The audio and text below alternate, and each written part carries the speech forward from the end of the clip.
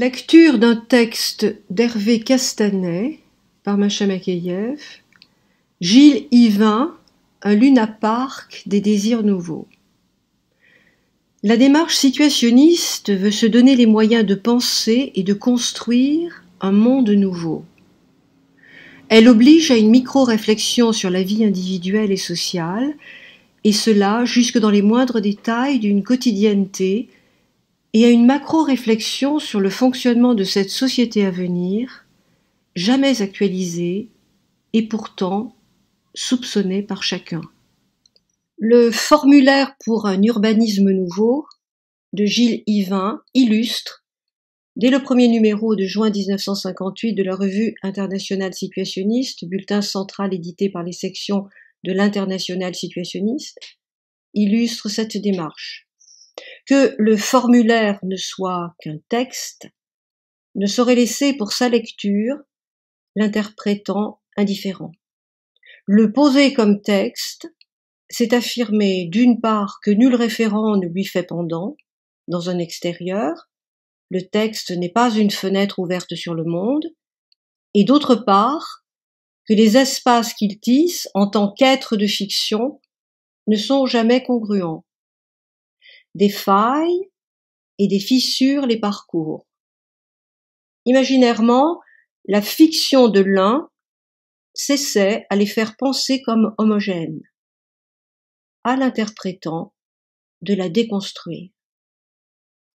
Ces espaces fictionnels articulent un espace des énoncés théoriques, la logique conceptuelle et définitions originaires par lesquelles le bâtisseur de villes en mots, Gilles Yvain, prétend rendre compte de son action spécifique, et un espace des descriptions où la ville et la quotidienneté, l'espace autre d'une société autre qui doit s'y déployer, se donnent à lire dans la totalité de leurs éléments coprésents comme spatialisation du projet.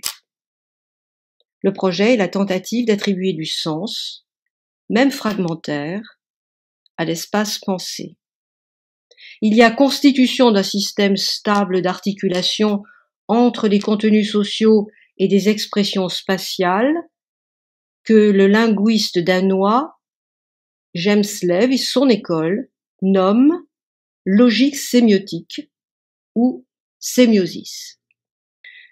Nous repérerons ce décalage, voire cette contradiction entre l'espace des énoncés qui déroulent ces figures du discours et l'espace des descriptions qui imagent un agencement spatial.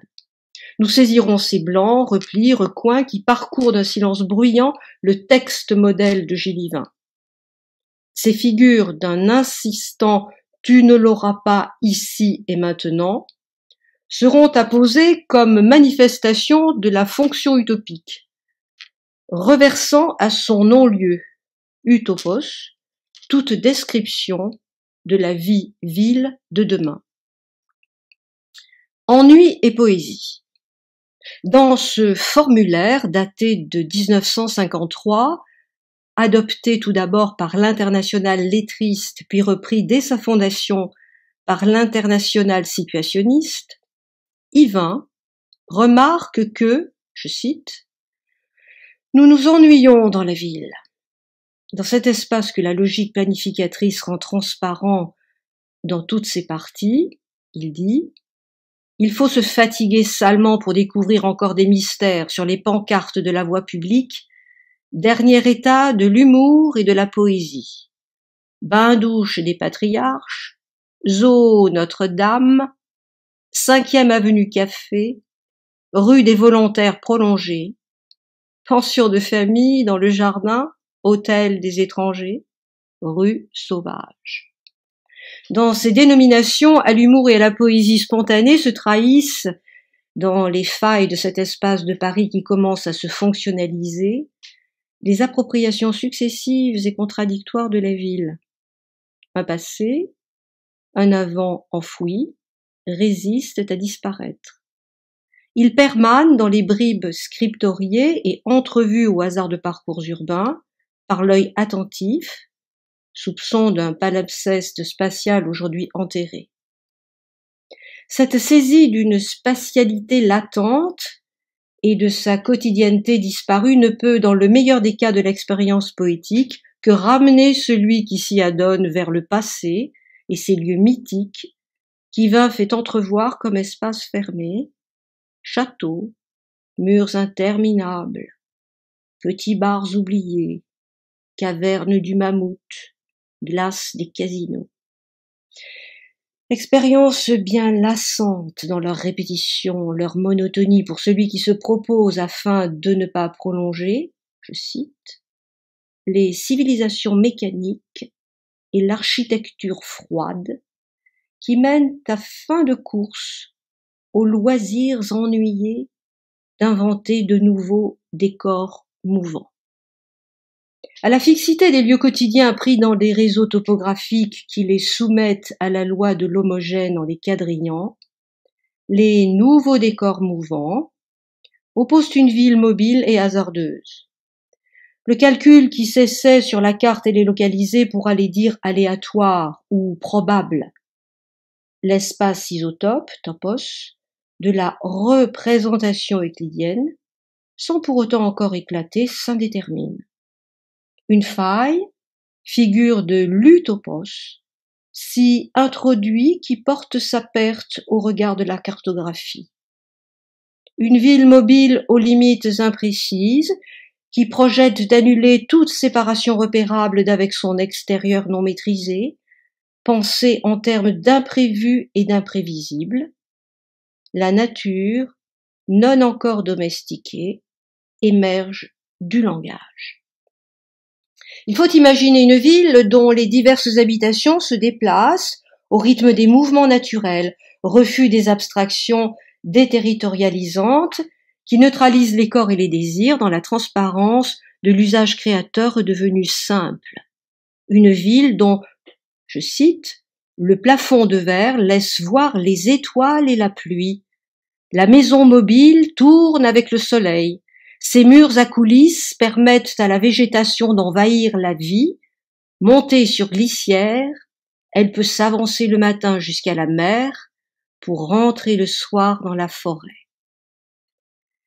Cette volonté de fondre la ville dans la nature n'est pas le projet naïf et réformiste de fondre effectivement la ville et ses maisons dans la forêt, mais le moyen privilégié, voire l'artifice langagier expérimental, là est l'apport, mais aussi la limite d'Yvain, de faire surgir un changement qualitatif non dans la réalité présente, mais dans la représentation mentale et poétique actuelle, annonçant peut-être un réel autre à venir. Nature, forêt, mer sont des métaphores de cet inouï, de cet impensable quotidien que sont devenus les désirs multiples, non encore canalisés par les dispositifs urbains, et que la ville, Paris pour Yvain, dans son gigantisme, en ce milieu triste du XXe siècle, exclut et traque. Un savoir technique, celui qui, je cite, permet le contact permanent entre l'individu et la réalité cosmique, tout en supprimant ses désagréments, dont les développements et les réussites semblent, pour Yvain, aller de soi, résoudra les problèmes liés à la réalisation de la ville mobile et des décors mouvants et assurera l'intégration concrète de la science dans les nouveaux mythes. Grâce à l'arsenal technique capitalisé par la science, l'imagination poétique, les fantasmes d'une vie autre peuvent quitter le domaine individuel de la représentation pour la mise en forme concrète et collective. Une nouvelle réalité sociétale, et non plus individuelle, est désormais possible. Le monde, dans sa matérialité, semble prendre la forme, passage à la territorialisation des désirs les plus secrets, les plus riches de l'expérience poétique. Moduler la réalité. Pour Gilles Yvain, et là se fait jour une rupture entre les schèmes de pensée de pratiquer la ville et ses entrelacs. Je cite, l'architecture est le plus simple moyen d'articuler le temps et l'espace, de moduler la réalité, de faire rêver. Il ne s'agit pas seulement d'articulation et de modulation plastique, expression d'une beauté passagère. mais d'une modulation influentielle qui s'inscrit dans la courbe éternelle des désirs humains et des progrès dans la réalisation de ces désirs. L'architecture est, pour les situationnistes, ce lieu théorique et pratique, moyen de connaissance et moyen d'agir, par où se modifient à l'échelle de la société et non plus seulement quelques points sociaux jalousement protégés, mouvements d'avant-garde politique et ou culturels, les réactions des hommes dans le quotidien par où peuvent s'articuler désirs individuels et projets révolutionnaires de transformation du monde. Par l'architecture, la racine de l'art et de la poésie, la modulation influentielle peut se réaliser. Chacun, dans sa vie quotidienne, ne se trouve-t-il pas, comme y insiste Yvain, affronté à la ville et à sa matérialité architecturale? Un regard planificateur à la verticale du plan peut toujours tenter de s'assurer le contrôle de ces mobilités et déplacements archaïques de la ville et de ses habitants. Le trafic spatial, semblable au trafic routier ou aérien que nous connaissons, aurait ses organisateurs, ses contrôleurs et ses gestionnaires nichés en quelques recoins. Pour contrecarrer toute tentative de maîtrise et de réduction de cette hétérogénéité qui commence à agir dans la vie de la ville, Yvain imagine des espaces sans cesse modifiés par tous les habitants, modifications conscientes et volontaires, dont la synthèse ne peut être que légendaire. Point de centre qui ramènerait à son unité de mesure ces espaces pluriels. Il dit, le complexe architectural sera modifiable, son aspect changera en partie ou totalement suivant la volonté de ses habitants. Sur les bases de cette civilisation mobile, l'architecture sera au moins à ses débuts un moyen d'expérimenter les 1000 façons de modifier la vie. À la pratique passive de la ville, Yvain veut substituer l'expérimentation, démontrant que l'espace n'est pas que des nœuds de sens, des carrefours d'intensité ou des plages amorphes à la vie suspendue se découvrent au hasard de sa manipulation. Un ordre du jour étonnant insiste. Travailler l'espace, se laisser travailler par lui, non sans le corps. Cette nécessité de l'expérimentation comme prolégomène à toute conception, réalisation architecturale, voire urbanistique, qu'importent les cellules individuelles d'habitation lorsqu'il s'agit d'abattre la ville, constitue l'un des apports les plus neufs d'Yvain. Il ne s'agit plus, dans un premier temps, de penser abstraitement la ville, le parti général d'aménagement, puis, dans un second, de la donner, le cas échéant avec un mode d'emploi paternel « apprenez à vivre », à pratiquer aux habitants, mais de poser la pratique oblique de l'espace comme seule activité de la spatialité urbaine. Point de projet unificateur, point de réseau de code qui a priori donne l'espace à consommer. Nous avons, dit-il, déjà signalé le besoin de construire des situations comme un des désirs de base sur lesquels serait fondée la prochaine civilisation. Ce besoin de création absolue a toujours été étroitement mêlé au besoin de jouer avec l'architecture, le temps et l'espace. Ce jeu avec l'espace et le temps, jouer avec l'espace et rendre possible une temporalité non répétitive, n'est pas le fruit d'un projet qui mettrait la vie quotidienne au centre de ses préoccupations, une série d'expériences déjà réalisées à utiliser dans une perspective autre atteste de son pouvoir transformateur. On sait qu'un objet, dit-il, non remarqué consciemment lors d'une première visite, provoque, par son absence au cours des visites suivantes, une impression indéfinissable. Par un redressement dans le temps, l'absence de l'objet se fait présence sensible. L'espace, conçu comme intensité matérialisée, localisée et active, devient le moyen d'intervention sur le comportement des foules. Par le jeu et les situations, un temps bien rempli apparaît. L'interrogation d'Yvain dessaisit l'espace en tant que réalité autonome que le discours et l'action des spécialistes peuvent saisir au profit d'une réflexion sur l'emploi du temps de tous. La dérive. Dans cet espace mobile et fluide, terrain passionnel, l'activité principale des habitants sera la dérive continue. Le changement de paysage d'heure en heure sera responsable du dépaysement complet, dit Yvain. L'expérience de dérive est un mode de comportement expérimental lié aux conditions de la société urbaine. Elle est une technique de passage hâtif à travers des ambiances variées.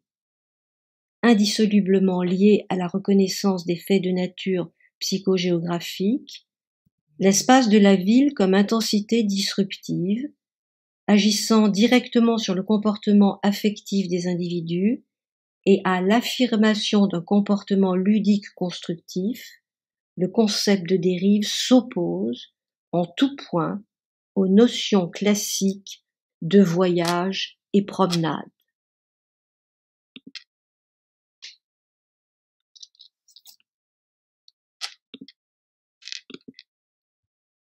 L'espace concret, l'espace pensé de la ville se présente sous forme de clôture.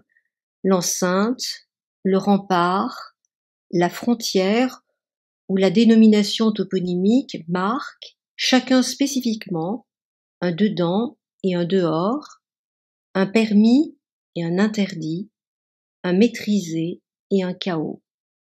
Par le geste, l'acte ou la pensée, aucune possibilité de s'échapper. La ville close, fermée à l'étendue, se démarque de l'infini. Quelles issues? La mort. Parfois, pour certains, la folie. Au contraire, la ville mobile est une étendue immense, perte de la séparation maîtrisée-non maîtrisée que ne représente aucune carte et qui doit paraître illimitée à ceux qui la parcourent. Mouvance, mouvement brownien. La dérive généralisée et quotidianisée ne se fixe ni dans les personnes, ni dans les lieux. Point de périodicité. Par la dérive continue, tout élément spatialisé de la ville est posé dans son autonomie et son indépendance quant aux fondations stables. Le réseau des lieux, des parcours et de leur dénomination sociale. Unité libre, ou dans le formulaire tendant à l'être. La ville intensifiée se coupe de tout ce qui l'ancrerait dans un lieu, une parcelle de territoire, bref, une spatialité sociale. Le mouvement discursif qui énonce la ville à venir est double. D'abord, fonder une autre ville dans l'ailleurs du réseau urbain existant, le cas échéant dans ses blancs, ses failles, ses fissures. Mises en acte et expérimentation concrète de l'hétérotopie de toute spatialité urbaine. Dans les années 1953-54, Yvain, comme Constant quelques années auparavant, explore l'espace de la ville. Dans un temps détendu, dans un espace désorienté, la lecture des signes, des parcours, le sens du déplacement se trouble. Dans le tissu de l'évidence, cette doxa du déplacement rythmé et prévu qui rituellement contraint les corps, le situationniste découvre des croisements indécis qui font sens. Le corps est meurtri, densités insoupçonnées à portée de la main, des croissances hors du commun, des catégories reconnaissables. Le trajet devient intensité. Ensuite, nier cette autre ville qui, soit, peut traverser l'espace urbain ambiant sans s'y superposer, soit, se projeter dans un espace non encore urbanisé, loin des bruits des agglomérations, dans sa description en tant que carte, réalisant l'autre de la ville, la négation de la ville et de toute urbanisation possible. Dans le texte d'Yvain, la ville de l'avenir est posée dans sa prétendue existence et, dans le même moment logique, est niée en tant que procès de localisation. Il y a affirmation du nié qui reste nié, mouvement de dénégation qui consiste en la présentation de ce qui est sur le mode de ne l'être pas. À l'illocalisation géographique de la ville en tant qu'unité extérieurement repérable que réalise la mobilité dans l'espace et l'intégration dans ses limites propres de l'inconnu qui la nie, la végétation envahissante, menthe religieuse de toute inscription matérialisée, non contrôlée, fait pendant l'illocalisation interne de la ville, dérive continue qui neutralise tout repérage. Double illocalisation, la même saisie en deux de ces modes d'efficace, qui seul peut assurer la réalisation de cette liberté du jeu. La forme architecturale, par sa déterritorialisation accomplie, n'est plus réductrice. Délocalisée, son pouvoir transformateur se doit d'être manipulé, hors toute contrainte imposée par cette société haïe. Un tel anti-projet de ville, de non-ville, nécessite, pour qu'il ait une réalité autre que mentale, des expérimentations adéquates. Notons dans le formulaire ce dessaisissement de l'expérience individuelle, fût-elle poétique et particulièrement privilégiée pour celui qui s'y soumet, au profit d'une action strictement collective et par laquelle seule la pratique individuelle, dégagée des tentatives de répétition et reterritorialisations ambiguës, peut atteindre sa pleine intensité. L'expérience collective assure la réalisation des formations désirantes individualisées, expérience collective de l'espace, ou mieux, des spatialités plurielles par lesquelles le situationniste, en tant que spécialiste de la pensée et de l'activité révolutionnaire, éclate. Paradoxalement, et tel est le statut inconfortable de l'avant-garde que saisissent parfaitement les situationnistes, le situationnisme n'existe pas, même il ne peut exister. Pré-situationniste, lorsqu'il s'essaie à amorcer la création des situations, et déjà plus situationniste, lorsque pris par le jeu et le brouillage des codes institués de la situation mise en acte, il en est un des effets, rien de plus. Intensité de désir couplée à d'autres intensités qui s'inscrivent par une modification acéphale dans le monde matériel.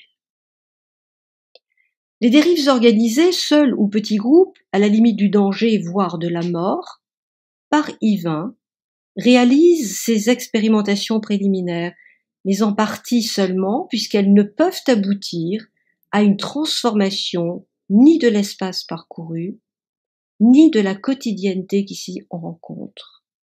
Il s'agit, par souci réaliste fondateur d'une action collective, que soit pensée la construction temporaire d'une ville expérimentale où les problèmes cruciaux de la nouvelle vie-ville seraient actualisés.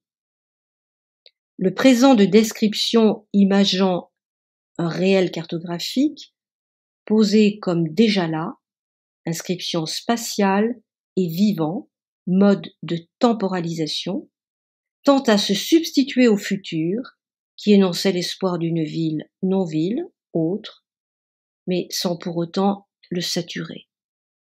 La contrariété entre les deux espaces textuels repérés, espace des énoncés et espace des descriptions, est sans cesse maintenue. Cette vision nouvelle du temps et de l'espace, qui sera la base théorique des constructions à venir, n'est pas au point et ne le sera jamais entièrement avant d'expérimenter les comportements dans des villes réservées à cet effet, où seraient réunis systématiquement, outre les établissements indispensables à un minimum de confort et de sécurité, des bâtiments chargés d'un grand pouvoir évocateur et influentiel, des édifices symboliques figurant les désirs, les forces, les événements passés, présents et à venir. Un élargissement rationnel des anciens systèmes religieux, ajoute Yvain, des vieux contes et surtout de la psychanalyse au bénéfice de l'architecture se fait plus urgent chaque jour, à mesure que disparaissent les raisons de se passionner. L'urbanisme symbolique. Au travers de ce texte, avec ses références oniriques qui tissent l'espoir d'une ville expérimentale et éphémère, elle ne dure que le temps d'une expérience, tremplin pour un urbanisme généralisé, se découvre un urbanisme symbolique. Entendre par là, eu égard à ce qui interroge Yvain, voir le meurtri corporellement dans les parcours en dérive, la désémantisation de la ville réelle et de ce qui s'y passe. Rien, ajoute-t-il, une maladie mentale a envahi la planète, la banalisation. Chacun est hypnotisé par la production et le confort, tout à l'égout, ascenseur, salle de bain, machines à laver. Un urbanisme qui réalise l'articulation, sémantiquement chargée, stable et univoque, refus de toute rhétorique spatiale, ce jeu réglé de la transgression feinte entre le code architectural et les contenus sociaux. Autrement dit, un urbanisme qui puisse faire surgir un social autre, ou mieux, un urbanisme qui soit le social même, un urbanisme qui donne à lire et se donne à lire dans l'évidence de son message, qu'en permanence, bouche de pierre, il déclame les principes du fonctionnement sociétal escomptés. Par cet espace qui parle, sans ambiguïté, sans médiateur, point d'apprentissage nécessaire de façon parfaite, un devoir-faire est énoncé. Au hasard des dérives continues, une leçon pour chaque habitant se déroule. L'urbanisme, ainsi conçu, est à lire à livre ouvert. Telle est sa dimension didactique. Telle est sa radicalité pédagogique. Par la dérive, une leçon bien étonnante, bien inouïe, bien intolérable, pense Yvain, par tous les dispositifs spatiaux de pouvoir, s'apprend et transforme ceux qu'elle soumet. Point de fuite, point d'arrêt. Partout et toujours, cette leçon s'apprend et chaque nouvelle dérive devient sa récitation. Cette représentation de l'urbanisme dans sa version symbolique développe une communication dans la société du jeu de type formel. À l'instar des langues dites formelles, elle pose la communication absolument parfaite, rien ne pouvant la dévier dans la transmission d'un énoncé monosémique.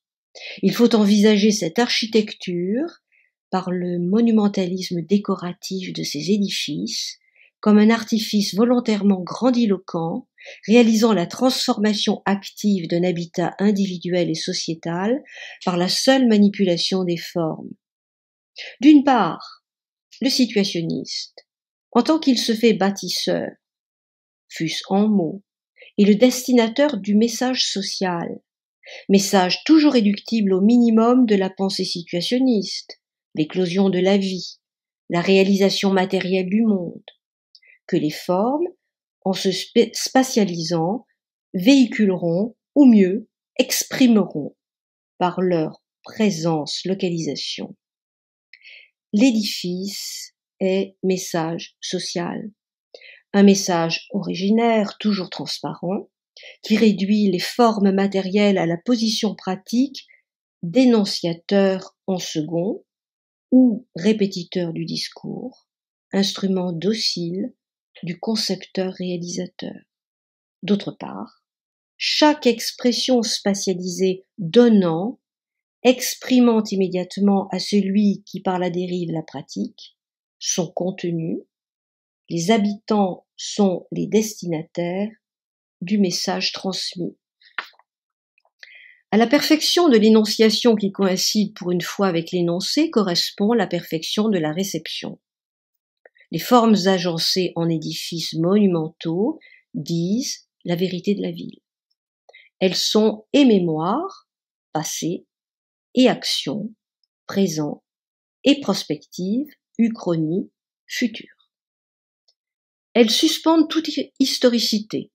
L'histoire est déjà là, inscrite sur l'étendue du plan et de la carte. Strictement dit, elle est spatialisée, réduite à la bidimensionnalité en tout sens parcourable de la représentation graphique du type géographique. La ville est un texte stéréotypé qui énonce les désirs, les forces, les événements présents, passés et à venir. Enfin, globalement, cet espoir d'une communication sans imperfection qui lie via la ville destinateur, le bâtisseur situationniste, et destinataire, les habitants, n'est pas sans rappeler, appliqué à l'urbain, ici conçu comme code symbolique, ce à quoi le premier, Leibniz, s'essaya pour la communication linguistique naturelle, formuler grâce aux acquis de la logistique une langue dont la grammaire, par laquelle les imperfections se fondent et se perpétuent, se réduirait entièrement à la logique. Le faux s'y reconnaîtrait, et cela immédiatement pour ce qu'il est. Seule la vérité, identique, dit par ailleurs Leibniz, sont les choses dont l'une peut être substituée à l'autre sans que la vérité se perde, pourrait y faire son chemin. Projet que réalisent aujourd'hui les langues formelles qui n'ont et ne peuvent avoir aucune existence discursive. Cette conception d'une architecture formelle, le code architectural, qui doit se décomposer logiquement, les éléments spatiaux minima porteurs de sens pour les recomposer dans l'élaboration du message social à transmettre, peu importe les styles architecturaux que l'histoire de l'art classe et que le regard du spectateur épingle dans sa lecture des signes, le château, le lac, la grotte. Un paradoxe insiste. Cette conception du rôle et de la fonction de l'architecture veut introduire le désir dans la ville et pour ce faire, saisit comme moyen privilégié la réalisation spatialisée d'un hypercode symbolique. Il faut imaginer, imagination qui confine à l'impensable, le désir rendu possible grâce à un moyen dont la caractéristique première est de traquer toute espèce de désir. De même, nous ne nous leurrons pas, Leibniz, dans son modèle de langue formelle, ne tend qu'à circonscrire pour le maîtriser ce travail jamais éteint du désir par et dans la langue. Ce que met en œuvre le projet divin est une planification, c'est l'ordre nécessaire au bonheur, topos, qui ne peut apparaître sans règle. C'est l'idée que ce qui déjoue à jamais tous les ordres et toutes les tentatives de maîtrise, le désir, puissent être banalement pensées en termes d'ordre et de maîtrise. Il faut concevoir, note Barthes, cette économie comme non appropriative. Elle reste folle. Elle dit uniquement que la perte inconditionnelle n'est pas la perte incontrôlée. Il faut précisément que la perte soit ordonnée pour qu'elle puisse devenir inconditionnelle. La vacance finale, qui est le déni de l'économie de Russell, ne s'obtient elle-même que par économie. La ville du jeu. Une conséquence. Seules sont à prendre en compte par le bâtisseur les possibilités de sens, le pouvoir poétique et entraînant des formes minima. Une logique abstraite, excluant tout vide et toute neutralité urbaine, de la spatialité prend le relais d'une grammaire, toujours porteuse d'ambiguïté, d'équivocation, d'amphibolie, comme s'exprime Leibniz à propos des langues parlées, des formes. C'est la conception d'une architecture qui densifierait tout effet de sens spatial. Dans la ville du jeu, c'est ce que dit Yvain, le sens doit exploser. Pratiquement, cette ville pourrait être envisagée sous la forme d'une réunion arbitraire de châteaux, grottes, lacs, etc., écrit-il. Mais déjà, cette phase théorique est dépassée. Nous savons que l'on peut construire un immeuble moderne dans lequel on ne reconnaîtrait en rien un château médiéval, mais qui garderait et multiplierait le pouvoir poétique du château par la conservation d'un strict minimum de lignes, la transposition de certaines autres, l'emplacement des ouvertures, la situation topographique, etc. Aucune parcelle du territoire n'échappe à cette communication, à ce discours des formes, inlassablement énoncé et assimilé. En cherchant à spécialiser les valeurs, cette architecture répudie tout espace qui serait émotionnellement neutre, qui échapperait au message qu'elle diffuse. En reliant le signifié au signifiant par des rapports symboliques, l'architecture appelle l'harmonie entre le contenant, l'environnement construit, et le contenu, les activités qui y sont exercées. La volonté d'éduquer par l'art empiète nécessairement sur le moral et le social. Ces œuvres appellent, ne sont-elles pas à la fois des tables, des normes sociales et morales? Cette architecture monumentale de type symbolique, dans son actualisation forcenée d'une planification pédagogique, n'est pas sans évoquer, en ce milieu du XXe siècle, les travaux d'un Boulay ou d'un Ledoux qui, au siècle des Lumières, portèrent à son paroxysme cette harmonie du contenant et de son contenu, fondatrice d'une didactique sociale. Harmonie qui n'excède pas la parole qu'il énonce. Il faut reconnaître dans le formulaire une résurgence de ce grand courant dit utopique qui parcourt l'histoire de l'architecture, ce qui nous le rend plus précieux. Concrètement, les quartiers de cette ville, écrit Yvain, pourraient correspondre aux divers sentiments catalogués que l'on rencontre par hasard dans la vie courante, soit pêle-mêle, quartier bizarre, quartier heureux, plus particulièrement réservé à l'habitation, quartier noble et tragique pour les enfants sages, quartier historique, musée, école, quartier utile, hôpital, magasin d'outillage, quartier sinistre, etc. Peut-être aussi un quartier de la mort, non pour y mourir, mais pour y vivre en paix. Autant dans ce zoning fonctionnel de nature, là est l'originalité symbolique onirique, une ville fantastique de sentiments, peut se comprendre par la présence d'un quartier bizarre, où certaines lisibilités urbaines sont déjouées, voire perverties, où certains agencements du code architectural déroutent, autant l'existence d'un quartier sinistre interroge. Le quartier sinistre, précise Yvain, remplacerait avantageusement ces trous, bouches des enfers, que bien des peuples possédaient jadis dans leur capitale. Il symbolisait les puissances maléfiques de la vie. Le quartier sinistre n'aurait nul besoin de recéler des dangers réels tels que pièges, oubliettes ou mines.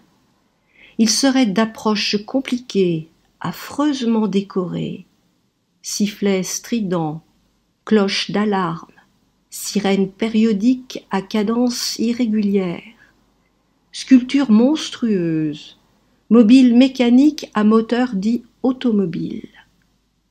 Et peu éclairer la nuit, autant que violemment éclairer le jour par un emploi abusif du phénomène de réverbération. Au centre, la place du mobile épouvantable. La saturation du marché par un produit provoque la baisse de ce produit. L'enfant et l'adulte apprendraient par l'exploration du quartier sinistre à ne plus craindre les manifestations angoissantes de la vie, mais à s'en amuser. Une telle description mérite attention. Le message social d'un tel quartier apparaît dans sa simplicité. Aguerrir tout un chacun, l'enfant et l'adulte, aux manifestations angoissantes de la vie. Le moyen utilisé, purement technique, consiste en une inversion et une généralisation des formes réelles de ces manifestations. Inversion, à ce que la ville rejette dans les blancs, trous, bouches des enfers de son réseau topographique occultant qu'elle y puise ses racines, pose comme un impensé le maléfique, correspond dans la ville du jeu une localisation spécifique. Au cachet, au non-dit, sont substitués au grand jour un vu, un dit sans remords, sans censure, escomptant par là leur disparition. Généralisation.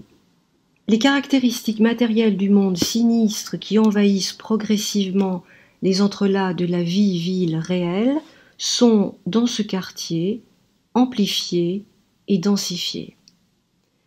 Dans cette volonté de spatialiser, donner à voir et à subir, principe clé de l'urbanisme symbolique, hors tout danger réel néanmoins, se marque une tentative désespérée de maîtrise de l'impossible de la ville, de toute ville. Ce réel, non encore symbolisé, qui la travaille et la contraint, sans de la mort, sans de la filiation. Quant aux pâles expressions spatiales et techniques, théâtralisées au quartier sinistre, elles sont les stéréotypes grossiers qui, tant bien que mal, circonscrivent cet incontournable originel qu'est le réel de la ville, tout aussi bien de la vie ou de l'histoire.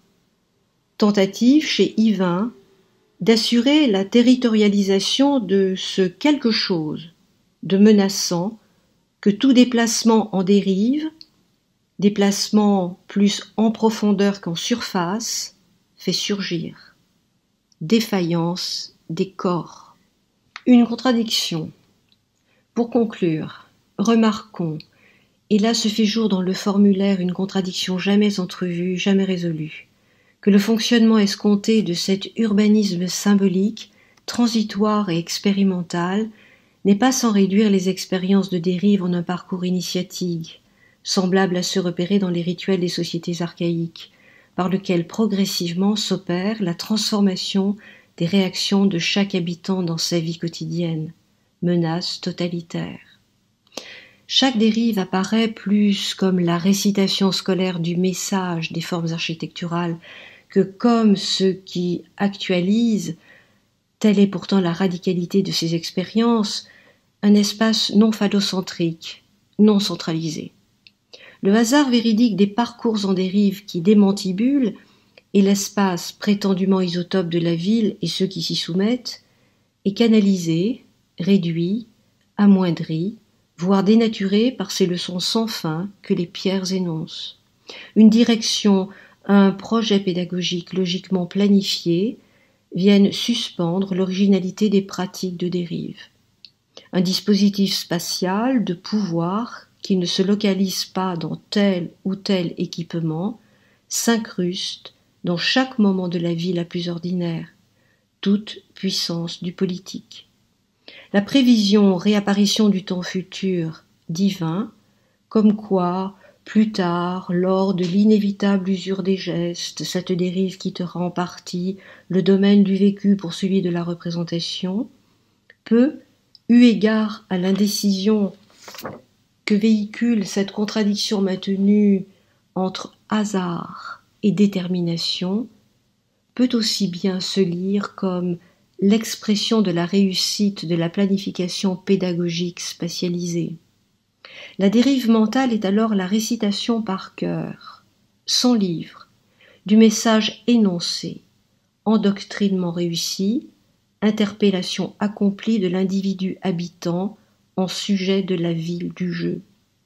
Le soupçon implicite de la nécessité d'un ailleurs, afin que l'inouï des dérives soit préservé, voire densifié. Par l'activité mentale de dérive, les anciennes lisibilités engrangées par la mémoire sont déjouées. Du nouveau encore serait possible. Dérive mentale qui marque l'impossibilité pour Yvain d'articuler capital technique existant et réalisation dépassement du domaine de l'art, articulation pourtant appelée de tous ses vœux à l'oreille du formulaire. Impossibilité de penser à l'instar de ces artistes libres et contemporains que les situationnistes se disent être, que cette modification-création du monde matériel architectural doit s'opérer au moyen des techniques présentes manipulées par les désirs dans des situations de désir, que les dérives ont pour tâche aiguë non point d'assurer la lecture active du message social de l'architecture parlante, mais d'annuler, utopos, dans son exercice pratique, toute forme, toute territorialisation, toute localisation fixe, mouvance sans borne, enfin accomplie des formes. Le texte de Gilles Yvain est cette expérience poétique rare, qui montre une utilisation autre de l'espace sans que pour autant les moyens, désirs et techniques de sa réalisation soient articulés théoriquement dans leur spécificité. Comment opère le travail du désir sur le monde des formes, sur le champ de la spatialité quotidiennement pratiquée? Telles sont la force et la faiblesse du formulaire. Qu'il ait su poser la question du désir dans, de la ville, et imager sa réponse présentant le parc des multiples dispositifs spatiaux qui machinent la jouissance, voulue sans trêve de chacun, explique, peut-être, ce pouvoir fascinant qu'il a su conserver jusqu'à aujourd'hui. Ne serait-ce pas qu'à cette question et à sa réponse, dans sa pratique la plus quotidienne, tous se trouvent soumis. Notre expérience du corps dans la ville est là pour en porter le témoignage.